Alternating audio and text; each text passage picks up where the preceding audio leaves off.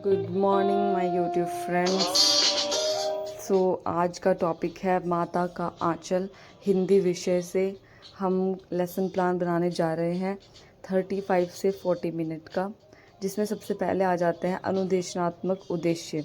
तो अनुदेशात्मक उद्देश्य वो होता है जो हमें कक्षा में बच्चों को पढ़ाते समय प्राप्त करने होते हैं कि छात्र उस चैप्टर से क्या क्या सीखेंगे और उनको क्या क्या समझना है, जो हमें उस विषय के बारे में बच्चों को सिखाना ही है। फिर अनुदेशनात्मक उद्देश्य में जो हमारे पाठ में जितने भी प्रकार के टॉपिक आते हैं यानी उपविषय आएगा, वो सब हम बच्चों को बताएंगे और वो पूरे होने चाहिए।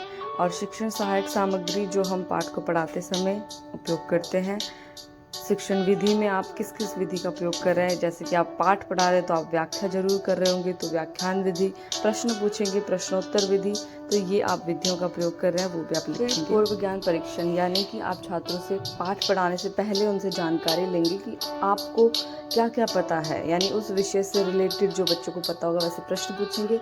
जब बच्चे प्रश्न का जवाब नहीं दे पाएंगे, जहाँ उनको समस्या उत्पन्न होगी, वहाँ से आप अपना उद्देश्य कथन शुरू करेंगे। यानी आपका जो पाठ है आप उसका नाम बताएंगे और वो उनके रचयिता कौन है वो बताएंगे और अपना पाठ शुरू करेंगे, है ना।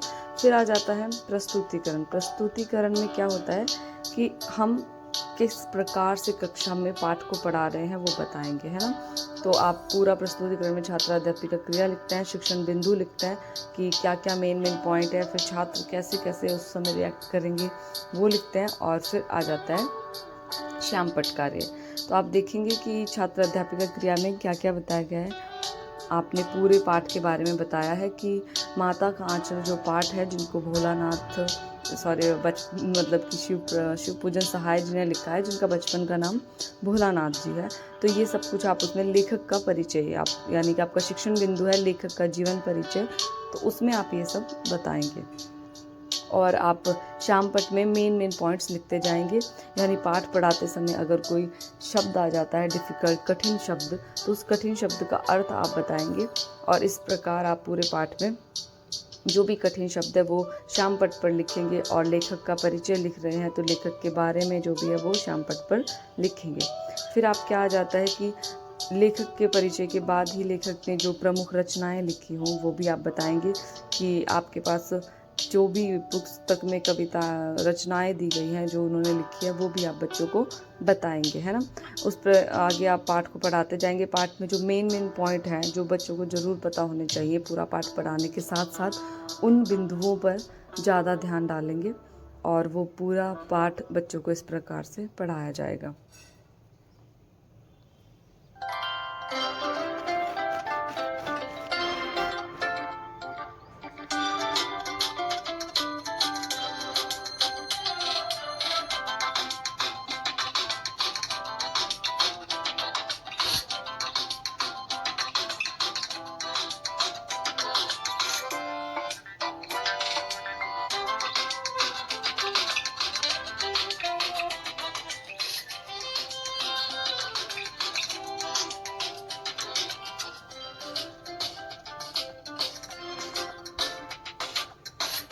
फिर आ जाते हैं हम पुनरावृत्ति पर। तो पुनरावृत्ति में क्या होता है कि पुनरावृत्ति में आप अपने पाठ की फिर से पुनरावृत्ति करते हैं, यानी पाठ को रिकॉल करते हैं, है ना।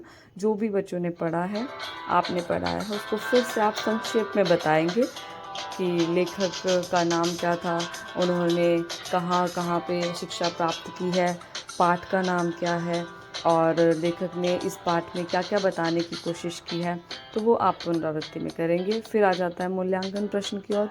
मूल्यांकन प्रश्न में आप बच्चों से प्रश्न पूछते हैं, जो आपने समझाया तो उससे संबंधित बच्चों को कितना ज्ञान प्राप्त हुआ वो आपको पता चलना चाहिए, तो उसके लिए आप मूल्यांकन प्रश्न पूछते हैं, बच्चों का मूल्यांकन करते हैं कक्षा में। और कक्षा के बाद आप गृह कार्य भी बच्चों को देते हैं कि घर पे जाकर भी बच्चे उस पाठ से संबंधित कुछ प्रश्न करेंगे। तो इस प्रकार आप बच्चों को गृह कार्य। Thanks for watching. ऐसे ही सभी लेसन प्लान देखते रहें। Thank you, bye bye.